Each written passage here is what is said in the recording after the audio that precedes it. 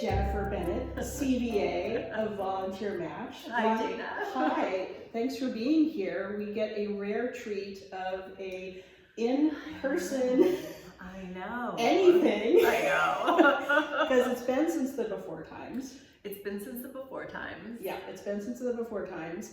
And we had a lovely lunch just now and kind of got caught up on normal real life stuff. And now it's volunteer engagement stuff. Yay!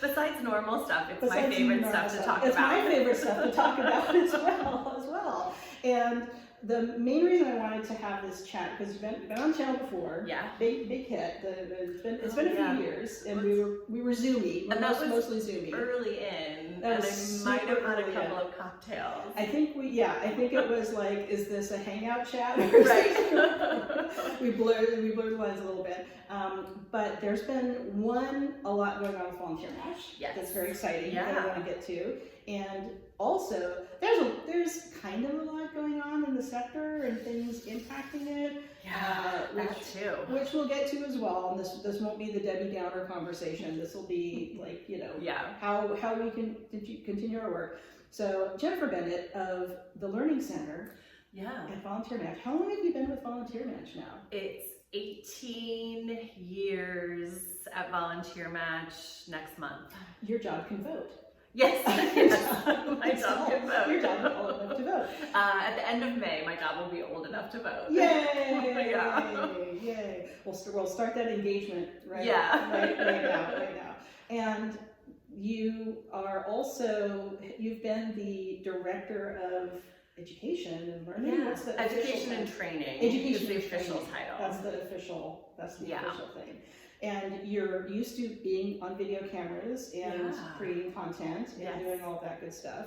And I thought today we'd talk about not just the changes in VolunteerMatch in the last few years, but exciting stuff that's happening, like with the Is Everyone Welcome Toolkit. Yeah, absolutely. I've done a lot of other videos about that. And featured many other guests, including Faiza, who is leading the team that I did a working group on. But there's been leadership changes at VolunteerMatch in the last few years. Mm-hmm. And I know there was also an initiative, I think a couple of years ago, to update the software, the algorithm in a way to kind of make it a little better. So what's been your experience in the past few years of those changes occurring, and then we'll get to the super exciting news that's happening most recently. Yeah, well, maybe we jump ahead a little bit. Because I started working for Idealist on February 1st. Woo-hoo! So I am sort of VolunteerMatch / Idealist now, but Idealist is where VolunteerMatch is going to sort of have its next iteration. Right. So I don't know if I just gave away the whole reveal. Spoiler alert, but that's why we're here, is also to mainly talk about that. But, there's been leadership changes, software changes, but Idealist and VolunteerMatch, and I did a Tuesday Tips about this early in the year as it occurred, but hey, you're the one who's living through it. Yeah. And I thought that was a really exciting thing to do, and I also think that, especially when we're in really challenging times for nonprofits, don't be afraid to merge operations. Since February.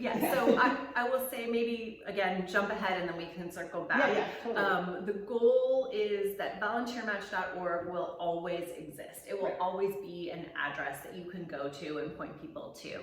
But the back end of VolunteerMatch was pretty much, honestly, built on the same framework that was created in 1998 when VolunteerMatch started. So we are going to be moving everything over to the Idealist platform because they have a brand new platform that they built themselves in about 2018. So it's, pretty robust. They've been hosting volunteer opportunities and open job positions successfully, and we're going to be the team at Idealist is working frantically to figure out how to bring everything over and to update those options to better align with some of the options that VolunteerMatch had with regards to how you post your volunteer opportunity, things like how often does this happen, right? For jobs it pretty much happens Monday through Friday. Right. Volunteering can happen in a lot of different ways, part-time, full-time, days, weekends, nights. Micro, macro, virtual, Right. all of those things. So we're making some changes to the Idealist platform to better accommodate VolunteerMatch options. And then at some point, hopefully this summer, and I don't want to put a date on anything. You're not committing to anything. Not committing to anything, but sometime stay tuned. while it's still summer, Yeah. we'll be moving everything over from VolunteerMatch to the Idealist platform, and then over a weekend there will be a transition. So one day you'll be able to log in and it will be VolunteerMatch, and then the next time you log in it will be Idealist. But it'll have even more functionality. Different functionality. And different, we're going to try to keep everything but it's going to look different. But we're going to try to keep all those things that we know people care about. So what's most important to the nonprofits using the site, and for volunteers, what's most important to them to help them find those opportunities. So we've had lots of really good conversations internally at Idealist.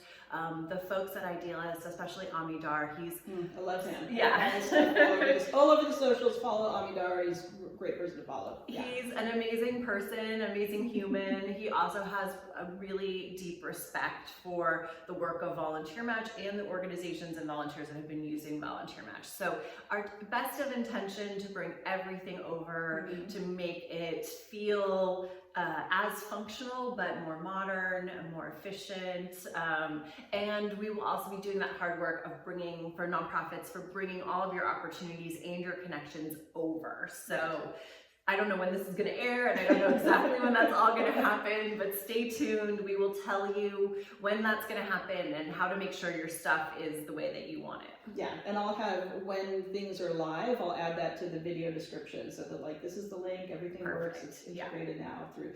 And for you yourself, having been with the same company, being old enough to vote for 18 years, I mean, you've seen a lot, and we're both, like, I'm friends and hung out with Greg Baldwin, previous CEO, and he's always doing cool stuff in this space as well, and great advocacy work. So I think it's important that the lesson that I've seen from the outside, I've just noticed that you're good at adapting to new situations so gracefully. This is the Praise Jennifer hour, just to, like, say hi to my friend. It's like, she feeds me lunch and then she says nice things about me. Isn't that not the basis of friendship? I mean, it is. and being good colleagues for all this time. But you've seen the whole range, and like you said, there's always, with any software platform, there's always, like, stuff that's behind the scenes, and I work a lot with volunteer management software companies, VMS companies, both creating content and advising and marketing, and, like, hey, try this feature, like, people would really like if you have this feature, and things like that. But for VolunteerMatch, I know that there was a study a couple of years ago, I think, with Yale, to kind of circling back to that algorithm thing. Yes. And do you think some of those changes are going to come over, or is Idealist's algorithms and things already so cool that they'll just integrate in a different way, or is that above your pay grade? Yeah, not necessarily above my pay grade, but definitely sort of I'm on a need-to-know basis. Gotcha. The NDA will not be broken on this broadcast. So we did do a lot of work on the algorithm at VolunteerMatch because there are so many open on volunteer opportunities, right, and it can be really hard to find that right connection.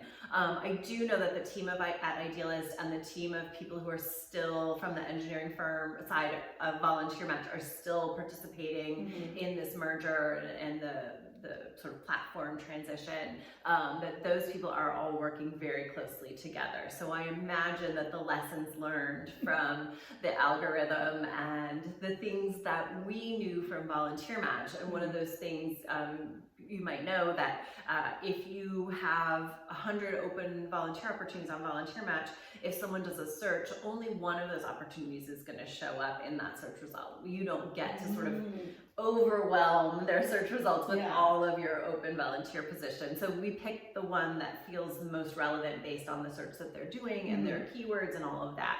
And they can always find, I will say, like underneath, see more opportunities from this organization. So we talked to Idealist because Idealist doesn't have that sort of in there. They've never really, if you have a bunch of open job positions, they're probably not going to show up in the same search result because maybe you need an accountant and you need customer service. Those people are not doing the same search. Yeah, it's going to be two different things. Yeah. So, but with volunteers, they might just say, show me everything in my neighborhood. And so what we don't want is for them to sort of be like, well, I don't want to volunteer with organization A, but the first, 10 or 20 results are organization A. I feel like this doesn't work for me. So I know a lot of those conversations are happening as they figure out what it's going to look like when it moves over to Idealist. Because Idealist has always had volunteer opportunities, but it hasn't really been the majority of what they're serving up. It wasn't their main function or purpose, and it was a little like security by obscurity, like it's in there somewhere, kind of like LinkedIn, and I know that that LinkedIn has made some improvements. I know you had conversations or Greg with people at LinkedIn about, because every time I try to do a thing on LinkedIn that has volunteer in the name, like it's feeding me consulting opportunities or whatever, it's like, how far do I have to read to see if this is paid or unpaid? Because not everyone's posting the salary. Please post your salary if you post something. Especially because I think it's the law in California. It's the law now, but I still see plenty on LinkedIn where it's just like, it's all vaguely implied that something you'll get maybe paid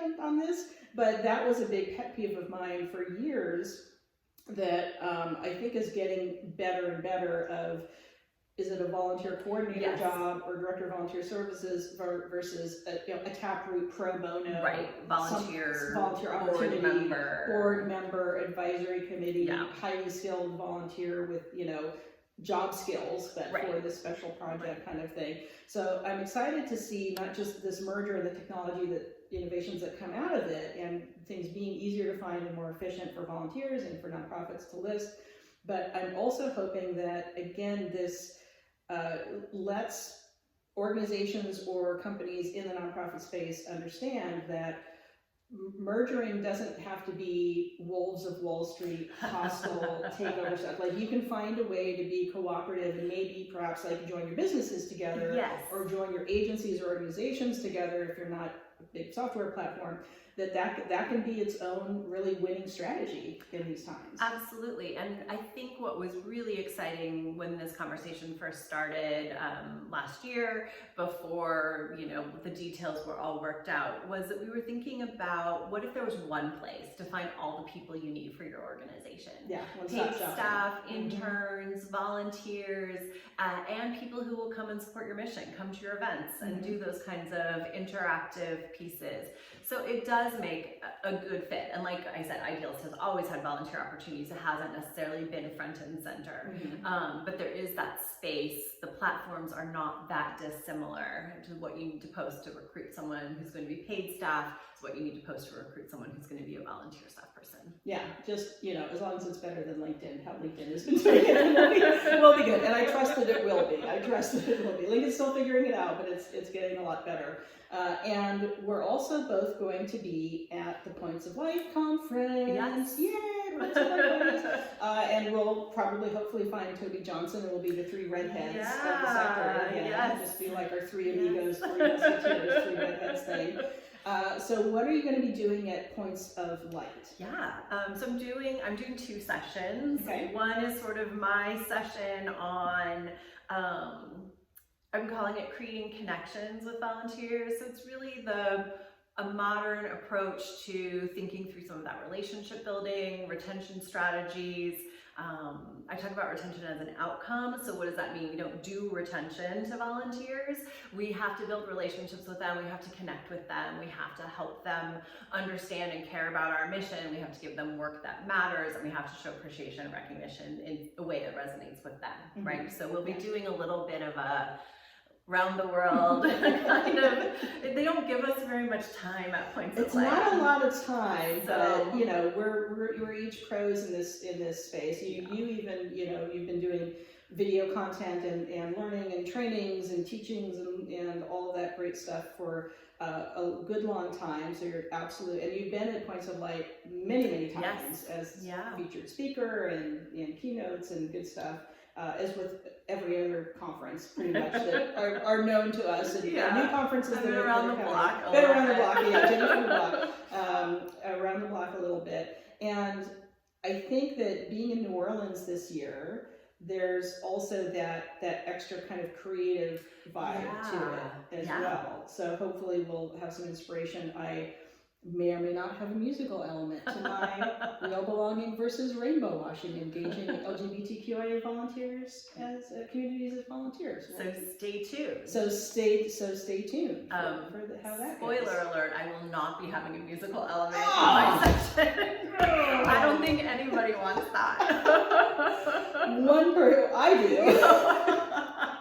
But all right, well, we can vote when we get there. We'll vote when we get there. We'll vote when we get there. But so a lot of colleagues are kind of up and coming stars in the last few years, getting to Points of Light. Many have been on this channel. We're talking about the fabulous Brianna Doralis, who's doing like special keynotes and special events, like even pre-events that I think are archived. If you go to the Points of Light website, you can see recent webinars and things that she's done. There's even someone as wonderful as Nicole R. Smith, who's now the executive director of Alive. Yay, Nicole. She's an amazing person. She's an amazing person. She also has performance background, all this stuff. She's just now finally a speaker at Points of Light. And so it's been like, gosh, why hasn't that happened a few years ago?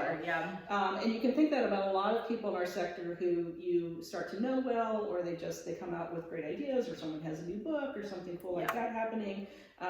But I think that's important for people who want to take that professional development step in their career, that public speaking and doing conferences or webinars or presentations is and can be a really important cornerstone to that, to establishing that reputation. But if you're just trying to be, a carny or circus promo person, or the worst corporate PR, hollow sounding corporate jargon, like it's going to be organic and epic and disruptive and all the stuff you hear in Silicon Valley all the time. It's just like, oh no. But be your authentic self. Know your material backwards and forwards.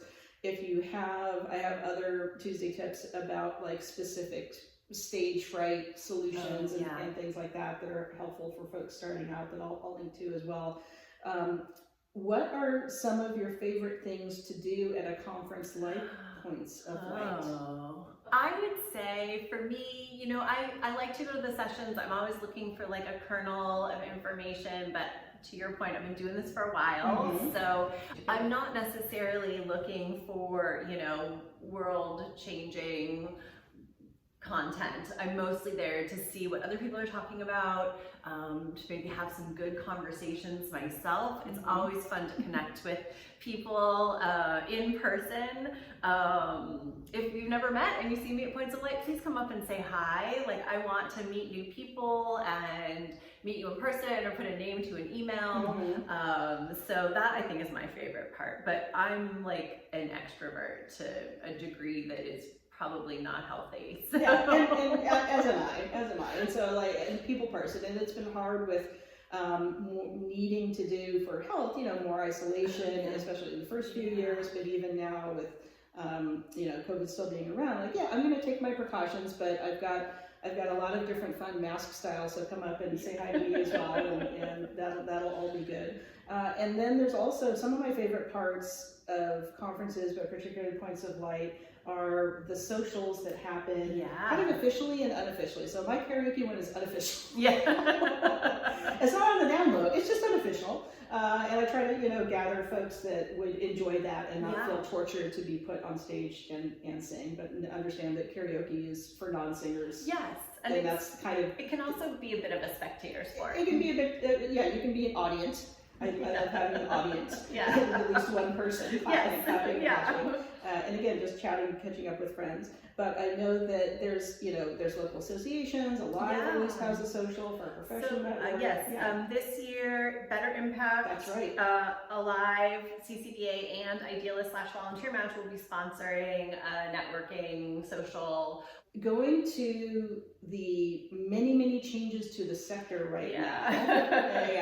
We're not gonna be doomer. It's not doomerism, but we are in seriously challenging times because political whims can often impact a nonprofit budget on a local level, on a national level. But now we're really getting, quite frankly, attacked at the federal level and defunded AmeriCorps and museums and Department of Education and everything, and also nonprofits themselves. And I've done other Tuesday tips and videos about the various HR 9495 that was the nonprofit killer bill that was named last year. It's in different iterations. Yeah, it just keeps rearing its head. It just keeps rearing its head. It kind of keeps coming back like, Jason Voorhees or something. It's like Freddy, it's in your nightmares. So there are specific agendas of attack in the nonprofit sector. There's a lot of defunding, there's a lot of chaos.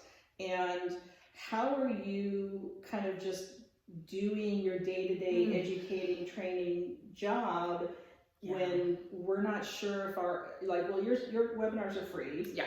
My channel is free, but there's a lot of fear and confusion or not knowing what happens next around not just people's employment with nonprofit agencies, but we have to shut down. Should we merger and make ourselves stronger by coming together if we have a similar mission and goals? But how is it to just kind of manage, we all still got to get up and do our stuff and try to do the work every day? It's been tough, honestly, and I feel like, we alluded to this a little bit, but the VolunteerMatch Idealist merger came out of some pretty substantial financial insecurities at VolunteerMatch. So maybe we were sort of the leading edge of this. Ahead of the game. Ahead of the game. Yeah. So for feeling uncertain about if you have a job, feeling uncertain about if you're going to get paid to do your job, or for how much or for how long, being asked to roll back hours or take a cut in pay. I was living that for most of 2024. So I feel that, not just personally, but as a field, I feel that insecurity and that uncertainty, it's really hard. So I'm just trying to think about prioritizing what I can share and how I can support leaders and volunteers and organizations that are trying to engage volunteers to meet their mission, right? So we've been doing more short, workshop kinds of sessions in the Learning Center. The last one we did on volunteer recruitment. So breaking it down piece by piece. If you're going to need to recruit more volunteers, or if you're going to be doing if you're the only person recruiting volunteers, Department of One, what do you need to know? What can I give to you to help you think through this so that you can be more effective with the time that you have? Right. Now we're sort of thinking again about that relationship building strategy, creating connections with our volunteers, keeping the volunteers that we have, and thinking about how we screen and onboard so that we're onboarding more of the right volunteers, rather than that sort of open door policy and then spending all that time and energy trying to either support people who aren't a good fit or deal with the aftermath of people who ghost you or whatever. The flake factor. The flake factor, The shaking sound of the cornflakes box. And that's a thing that I think a lot of leaders of volunteers at any point in their career, depending on if they've been with an agency a long time, or they're newer to an organization, or they're newer to a role, they moved in laterally from some other department. I think that's the big conundrum that we constantly get the same question, and that's not a bad thing. It just means that we need to get the information out even more with your free webinars, with these videos and any other resources that we can link people to.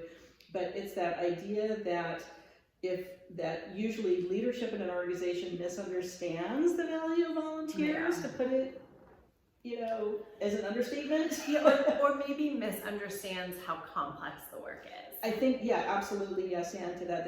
Leadership often misunderstands the complexity of the work, that it's great if someone can be a CDA or a CAVS or have like education and expertise in it rather than just, move someone over. But there's a lot of people who get moved from another department, and this is on them now. Yeah. And they genuinely, sincerely want to learn how to do it well. But I think that recruitment, that we can easily get caught in this kind of churn cycle and of recruitment, and people, not recruiting well or not understanding. Again, like you said, the pieces, there's an art and a science to it. There is, absolutely. So there's the science part, like logistically, this is what occurs.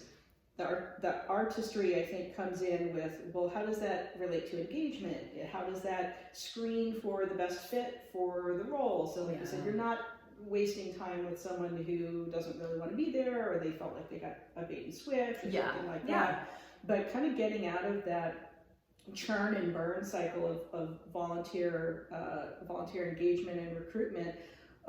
What are some of the things that you have seen kind of make the biggest difference of understanding that maybe a volunteer coordinator, especially if they're newer, can try to communicate up the organizational leadership to help their bosses understand a little better? I think it's, we've talked about this before, and I don't know if it was in the last time we did this or just a few years ago. That was a few years ago. It was a few years ago. Yeah. But this, this idea that as a profession, right, what we do is relatively new. It's a young profession. And one of the things that comes with that is that there's not like a lot of classes in universities about this. Even if you get a degree in like nonprofit management, you've maybe got like a half of a lecture on volunteer engagement. Maybe half a unit. Yeah. So it's really not, there isn't really a lot of academic structure.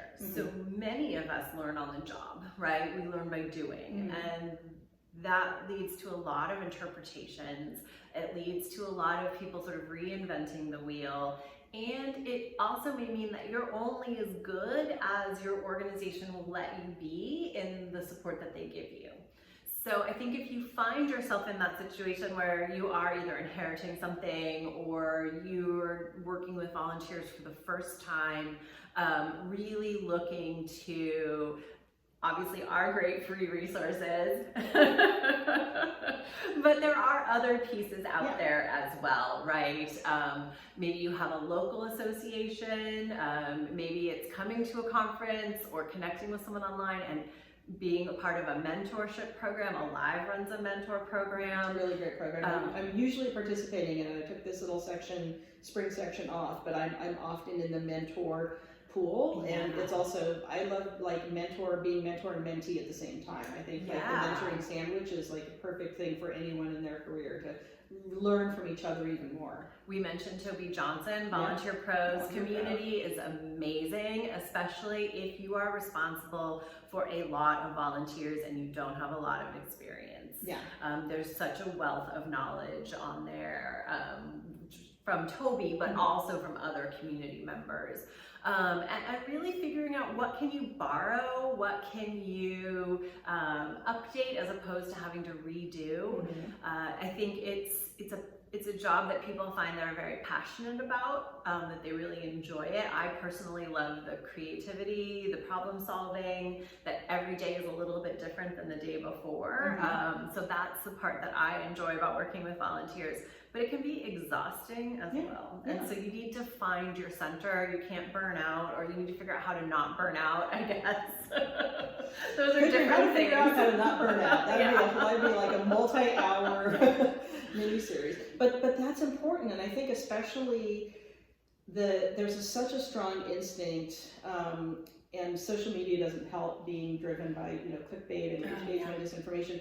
But it's so easy to get overwhelmed by news, even if just by the news in the sector, that there's very purposeful chaos being created, and it has its own means to its end. But to survive through that and have self-care that, yoga doesn't solve everything. No. At all. It's like you can have plenty of problems in your life and still go to Pilates class every day. Like that is not solved. But whatever it is, whether it's just, cuddling the dog, like lowering your blood pressure for a few minutes with some human contact or pets or whatever, or guilty pleasure TV show binge where you can just kind of like empty your brain out and let it reset. And that's a lot. I mean, I've struggled with, mental and physical health the last few years. Also, completely unrelated to COVID. So far, I'm a Novid.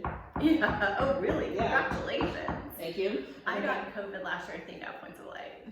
See, that's why I'm asking.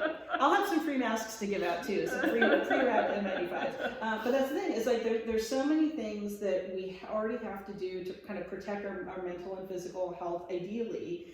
But if you're in the middle of a process or a project and funding drops out or funding's cut, what else can you still do? How can you still show up and do good work every day? It may lose elements. It may not be that you're getting that extra person hired because that grant fell through, but there are always ways to keep doing good work. And that's what's kept me going when I've wanted to just like go outside my yard and scream at the trees. Yeah. Yes. I mean, I think it's that fallback position. Yeah. What can you do? What can you as one person leading volunteers, engaging volunteers do? Where can you ask volunteers and donors and supporters to step up? Right. And where can you sort of protect your own peace? Right. Because unfortunately, worrying about the things that are happening in Washington doesn't change what's happening in Washington. Yeah. We can call our representatives. I've been advocating more for my friends to call about something that they care about. Right. It doesn't have to be the thing I care about, but what do you care about? Like the fact that we should be bombarding our elected officials with our thoughts and ideas. Hey everybody, can you do your jobs? And we both live in a pretty, blue area. Yeah. Like I feel confident that my elected representatives are representing my interests, but I also want to make sure that they know that I'm watching them. Yeah. So that's been my not quite daily calls or texts. Yeah. There's a lot of apps where you can just plug stuff in and it makes it really, really easy and seamless. And I share those all the time. And there's a thing underway now as we're filming this with because of the AmeriCorps cuts, but it's going department by department. Yeah. So things are gonna come around and impact everybody, unfortunately, in one way or another. But I think that's an important thing about protecting your own peace, and that meme or joke that goes around all the time about, well, I want to stay informed, but I don't want to watch the news, but I need to know what's going on. Yeah. And I've actually, even though I have to do social media for promotion and my work, I'm really careful about it. Yeah. And I think having some media literacy around how social media works and how it makes money and what kind of models people find successful is, one, that's its own separate topic. But I think people need to understand that we're in an economic situation where data is its own commerce and commodity. I think what I've noticed, especially on social media, is that the first thing you hear can oftentimes be overblown or be a little bit reactionary, clickbaity, or because people are just upset. Yeah, people are upset and they don't have the information, and so they're jumping to 11 instead of this one goes up to 11. Me personally, I listen to news radio in the morning, and in 15 minutes I get the headlines, I get the weather, and I get the traffic, which I don't need because I work from home. But I can still be like, oh, those people on the bridge, they're having a bad day. And I'm glad I'm not on the 5 right now. Yeah. I'm glad I'm not on the 80 East. So for me, then, if I hear something, I can, go and learn more about it. I also have to say, I've been really impressed and have really appreciated independent sectors. Absolutely. I was going to bring that. Speaking of perfect segues. Yeah. That they do such a nice job of keeping their ear to the ground and sharing rational, researched, and sort of authentic information instead of just responding to whatever grenade has been thrown at people, sometimes literally. Sometimes in real life, unfortunately. Yeah, and I think that passive reactionary thing that disempowers people. So, and part of the point of creating so much chaos or cruelty or harm is to have people feel scared and disorganized and like they can't respond in time. So I appreciate the independent sectors stepping up in advocacy, and they just took over, end of last year, they took over the National Alliance for Volunteer Engagement's initiative for strategic volunteer engagement. So now all that research about how to get funding for volunteer engagement, which is going to become more and more important these days, like that lives with independent sector. So I'm glad it has a good, permanent, strong home base there. And I think it's also very important as leaders of volunteers to not just protect your peace and take that time, but we also are often the ones that volunteers are looking to, and sometimes even other staff members, depending on how much of a team we have, of, how can we model being grounded, being calm, being, showing righteous upset when it's time for righteous anger, mobilizing, channeling feelings into like, well, what can I control? And something that I'm doing and my wife does as well, just for our peace of mind, is I'm getting more and more involved with hyper-local mutual aid, like what's happening in your immediate area. So if that isn't something that overlaps with an agency's mission, because agencies, sometimes they're local, sometimes they're national, sometimes they're global, but even as an individual, if you're a volunteer yourself, or there's a lot of different ways to contribute to help. And so it doesn't have to be that, like, I'm at this point in my life, I can't physically go and march all day. I did that 30 years ago, and I thought I was done. I thought I did it, and we don't have to do it anymore. And I just have to do it again. And now I'm old, and I'm in pain. My hip hurts. I can't walk like that for miles anymore. And yell till my voice is hoarse. But there's other roles to play. So.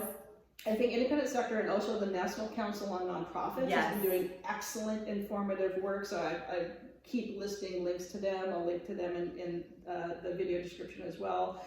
And here locally in California, Cal Nonprofits has been putting out great immediate response webinars and such as they can. Also, America's State Service Commission has been, trying to keep us informed specifically about just anything going on in Washington, national service, but especially with national service, and especially those impacted with the funding cuts. That if you think that you're about to get defunded or something's about to happen or you're confused or uncertain or afraid about it, just take the facts day to day and just respond to that and not spin out about, in what 6 could months. happen. Like there's scenario planning. There's a time and place for scenario planning and gaming things out and figuring out like, okay, if this, then that.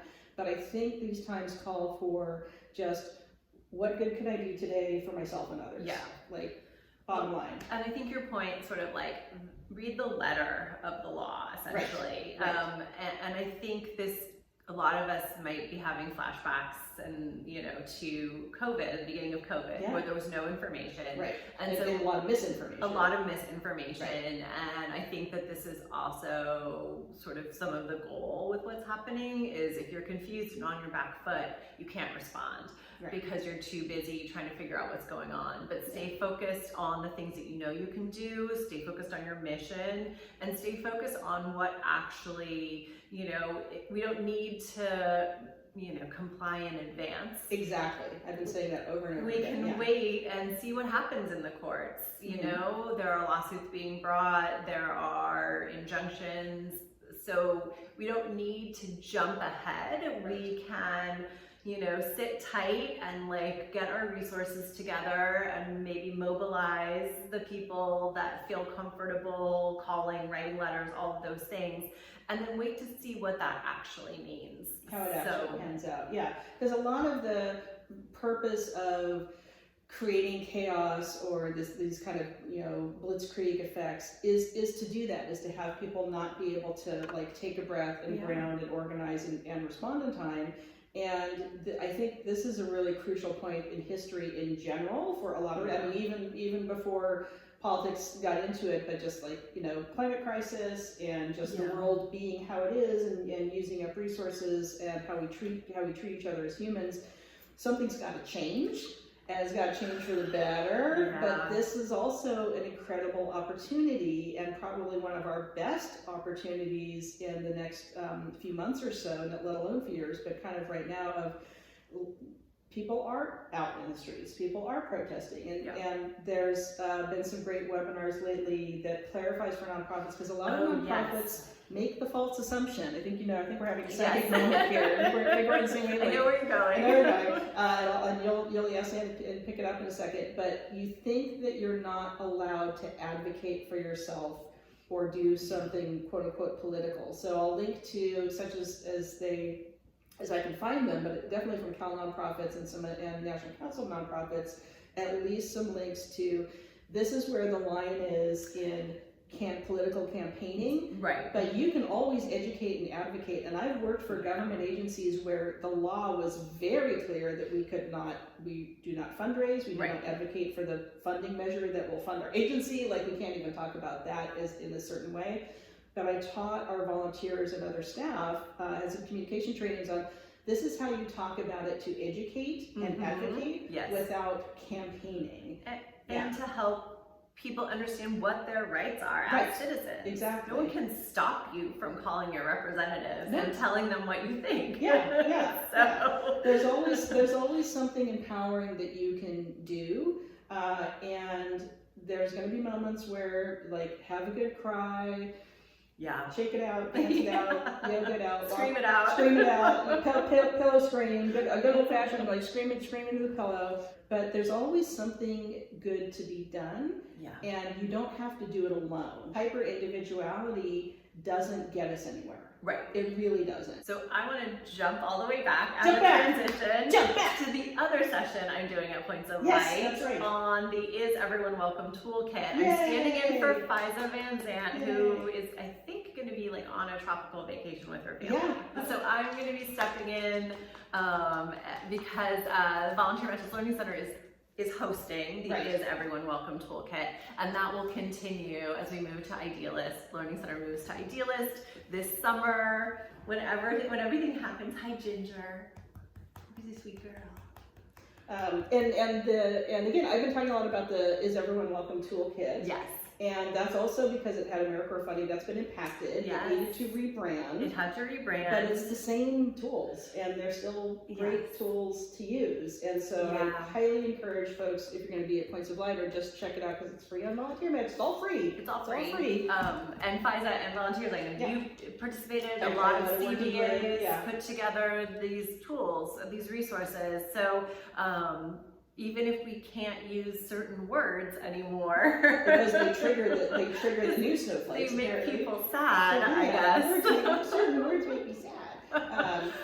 It's still ineffective. It's still, the tools are still amazing, and sometimes we need to take a little bit of a longer path to where we need to get to, but the work still needs to get done. So, so yes, you can check out the link. I'm sure you'll put in the thing. I know you already have on some of the others. So through the magic of editing, the link is already in the description by the time you watch this. But that's the second session I'll be doing. We'll be talking about that at Points of Light. And again, a little bit of those, what are some of those things that we can do? The need's still the same. We should be thinking about how we can bring different types of people into volunteering, make our programs more accessible, make our work more accessible, and there are tools to do that. We can still have those conversations. It always makes me, I understand everyone's risk tolerance is different. Right.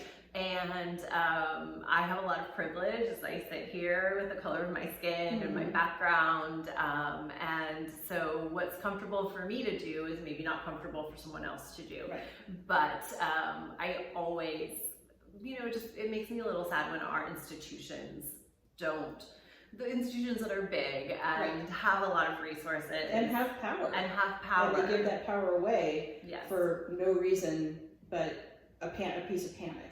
Or what if someone were to look at me, or what if someone were to turn their eyes on us, and then we're under scrutiny, and then something bad might happen, but we don't know what that is. It's like the boogeyman under the bed. There's it's not real yet. Right, it's not real yet. Yeah. So again, everybody individually in smaller organizations obviously need to do the thing that they feel comfortable with. But you know, as you were saying, like we're in such a inflection point for so many things in our society. I don't want to get 10, 15 years down the road and think, well, if I'd just gotten off the couch, you know? Right. And there's a lot you can do from your couch. That's true. There's a lot you can do. It depends on the couch. You can call your elected representatives from your couch. You can send them text. I've left a lot of heated voicemails for my reps. And again, like we're in Northern California. We're in the San Francisco Bay Area, and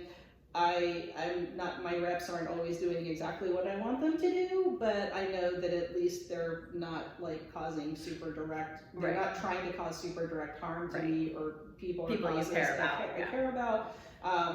But yeah, it would be, there's a place for everybody to do something that empowers you, and taking some kind of action, an easy form letter, an easy, you know, resist bot text app or whatever. Something like that, having conversations like this, talking to friends. Yes, educating your friends. And you mentioned voicemail. I feel like I call all the time and get voicemail too. So if you're worried about having to talk to a person, you're probably gonna get voicemail. Odds are you're gonna get a voicemail. If you get a person, it's like someone's aide, and you just like tell them where you live, and like you're like, these are the things I'm thinking about and care about today, and I want my representative to know this. And then they say thank you, and then you hang up and you go to your next meeting. It like literally happens that fast. 2 minutes, 3 minutes. 3 minutes at the most. I've actually seen a movement toward mailing letters again, because it takes time to open them, and then there's a huge pile of letters. Physical, let's get back to sending physical objects to overwhelm them, like, you know, kind of the classic black and white, you know, last mid-century movies of like, we got this many letters, let's just get those to Washington, or, the Santa Claus, AmeriCorps 34th Street, we have all these letters. And the post office will deliver, you know, like, to your representatives, to the White House, and you can write what you think, and you know, and mail it off, and keep our postal service going too. Yes, but most importantly, what are your rights as a citizen? When is a system breaking its own laws and rules and regulations? And just having that, a little bit of education and awareness can go a long way. A lot of organizations are making up cards for people, not just around new Americans or recent immigrants or around citizenship topics, but just kind of in general, like, hey, here's how this goes. You don't have to talk to certain authorities under these circumstances. You don't let people in unless they will warrant. You don't have to let people in unless they have a judge sign warrant. Not just a warrant. An administrative warrant. It has to be a bench warrant. So we're not lawyers, but I can play one on TV. And I watched a lot of Law and Order back in the day. I'll just say that. Like my TV history is like deep into the procedural. And I was raised by a lawyer, so I feel like I osmosis a little bit of that stuff. But I think that's important to realize you're not alone in this. We're in the same storm, but in real different boats. Early pandemic, that was going around of like, we're having different experiences of bad stuff happening, and it's going to hit different groups in different ways at different times. But that doesn't mean that you're powerless, and we have so much, we're already, as leaders and volunteers, good at people power and organizing that. So if that's within your, you know, wheelhouse or framework or what you can do in your jurisdiction as an agency, then maximize your skills as a leader of volunteers and help them understand how to do good as well. And I think that's the messaging that I want to get out to nonprofits and even government agencies that are dealing with volunteers and these national programs getting cut. But sometimes there might be an immediate need, like there is, you know, this week it's, hey, contribute, anyone who can, such as you were able, contribute money to help the AmeriCorps members who just got their livelihood like immediately cut off. Which they weren't paid much to And they weren't paid much to begin with. It wasn't like it was like breaking the bank or anything. But there's always something empowering to do around that. I do want to wrap on a high note here. Bring it back around. Bring it back. It always comes back to music. But I want to talk about, there are still things to look forward to. Yes. So what exciting things, other than like the Idealist volunteer match merger, just its own good news, other than the good news of Is Everyone Welcome Toolkit, fantastic, dozens and dozens of fantastic free tools hosted on volunteer match. What is something else that you're personally or professionally looking forward to in addition to having fun in New Orleans at points of light? I mean, I will say, I always love seeing people in real life. Like friends, colleagues who are friends who are also colleagues, whatever bucket that fits into. I like the energy. I'm doing quite a bit of travel this year for workshops and conferences, and well, part of me is like, how many airplanes am I getting on? The other part of me really appreciates doing in-person work. It, to me, gives back. I do a lot of webinars sort of by necessity, right? It's hard for me to go everywhere. It's hard for people to go places. It's cost effective to sit at my home and do a webinar. It's more accessible for you and the audience to have webinars and remote viewing. But it also, we were talking about this, like it is a outflow of energy. I give probably twice as much energy on a webinar than I do in person.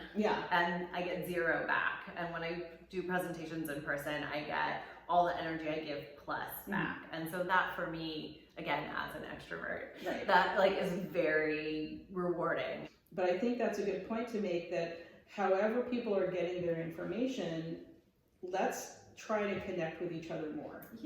Let's create stronger connections in community, personally, professionally. Strongly encourage people to look up whatever your local mutual aid organization is. Mutualaidhub.org has a fantastic map of things to plug into. I'm going to give a shout out to Lasagna Love that I volunteered with. I took a break. Actually, I needed to take a break with everything going on last year. But they are pretty much everywhere. If you want to make a lasagna for a neighbor, but you don't know a neighbor who wants a lasagna, go to Lasagna Love. It takes, I don't know, you watch a couple of training videos and you get signed up, and then you can sign up for one lasagna, you can sign up for one lasagna every week, you can do whatever works for you. So it's a great organization, and it connects you with people in your community that are looking for a lasagna. I love that it's so specific. It doesn't have to be a lasagna. It can be like any other hot dish. I want it to only be lasagna. Well, I only ever do lasagna, so. We had Italian for lunch. We're at the same over here. And that's the thing is there's always something you can do. Now, to your energy, to your areas of interest, Volunteer Match and Idealist, merging the platform so that people can find those opportunities, one-stop shopping more easily, and nonprofit work from Idealist usual job listings. We'll have all the updates to that and the links to those sites down below. And you're doing, how many webinars a month are you typically doing in a learning training center? It's fallen off in the olden times, and then through COVID. I was doing like 6 to 8 webinars a month. It was a lot. I'm going to be honest, I'm getting a little bit older. I run out of energy sooner. We've been doing these workshops, which are, I'm doing about one a week usually. So, and then I also have other webinars that are not public. So, but if you have a great idea or there's something you want me to talk about or something, let me know. You can find me. I'm Jennifer at Idealist, which means that I am the only Jennifer that works there now and the only Jennifer that has ever worked there. Setting a trend. Which, as a Jennifer, I've never not been the only Jennifer. I think that's pretty, that's pretty amazing. So I'm Jennifer at idealist.org. It's easy to remember. It's easy to remember, and it's just the one Jennifer. You're not gonna. There's no other Jennifers. It's just me. There's no other Jennifers. Well, I hope that folks who are at Points of Light come up and say hi to me, to you. The other redhead we'll be hanging around with probably will be Toby, so if you don't know Toby, come say hi. Come say hi to all of us. Come say hi to all of us. I'm really looking forward to the time that we spend there, and I'm really glad to have the time that we had today. I know, this was so nice. For coming over. We also, in the past, have also only seen each other at Points of Light, which is that was a pattern for way too long. We don't live that far from each other. And when I worked in an office, we were even closer. We were really close. Although there would be the times where let's come, let me meet you after work. And we'll find a little outdoor cafe. You had a commute because I had a terrible commute for a while. But now we're at a point where, hey, we can be back in my living room and talking about stuff. And this is one of the few non-Zoom Priceless Advice Tuesday tips that I've ever recorded. I think the last one was with the Rob Jackson in London, UK. Oh, wow. In the last week of January of 2020. Right before Brexit and right before everything else. I kind of like Rob and needing bookends. I think so, because that was one of the first things that I recorded for the channel. Yeah. We just had the 5-year anniversary in February of this year, and hopefully many more years to come. And to that point, if you enjoyed this video, please share it with your friends. Please like, subscribe, and hit that bell to be alerted when a new video is uploaded. The laws of YouTube. Yes, yes, we must say that. We must say the mantra. We must say the mantra prayer of YouTube. Like and subscribe. Please like and subscribe, even for my very niche audience. Well, thank you for being here today and talking so openly, and we need this honest transparency, and just like you said, be authentic. Just being our authentic selves with people. But thank you very much, Jennifer Bennett, CDA. Yes. The only Jennifer at Idealist. The only Jennifer at Idealist. Well, thank you, Dana, for doing all of this too. This has been an amazing ongoing session, for inviting me for lunch, for feeding me Italian food. Not a lasagna, but I did my best. Not a lasagna, but yeah, close enough. And for, being such an awesome person. Thank you very much. Thanks, everybody. We'll see you next time with more Priceless Advice and Tuesday Tips. Bye.